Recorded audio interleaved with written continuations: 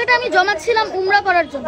জি, কারণ ওই উমরা আল্লাহ যদি আমাকে তৌফিক দান করেন তাহলে আমি ইনশাআল্লাহ আবার যেতে পারবো। কিন্তু ওই মানুষগুলার যদি একবার মৃত্যু হয়ে যায়, কে যাবে জান্নাতে, কে যাবে জাহান্নামে, কে হচ্ছে যে কবরে আযাব পাবে, কে শান্তি পাবে, তা তো কেউ বলতে পারে না। আর একটা মানুষের প্রাণ অনেক ভ্যালুয়েবল জিনিস, তার জীবনটা চলে গেলে হয়তো তার পরিবারটাও শেষ হয়ে যেতে পারে।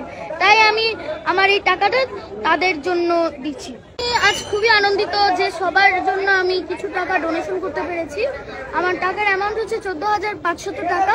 এই অল্প টাকা, এটাই যত টাকাই হোক না কেন, অন্তত আমি এই টাকাটা দিতে পেরেছি যে, এবং তারা যাতে, এবং যারা দুর্গত রয়েছেন তারা অন্তত যে এই টাকা দিয়ে অন্তত কিছু জিনিস তো কিনতে পারবেন, কিংবা ওই টাকাটা দিয়ে অন্তত কিছু হেল্প তো তারা পাবেন, সেই জন্য আমি খুবই আনন্দিত।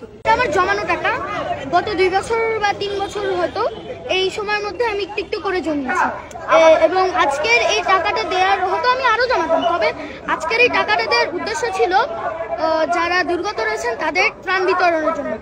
এর 50% সব আমি আশা করি আমার পিতামাতা যেন থাকে, কারণ আমার পিতামাতাই আমাকে এখানে ত্রাণ বিতরণের জন্য খুবই উৎসাহিত করেছেন।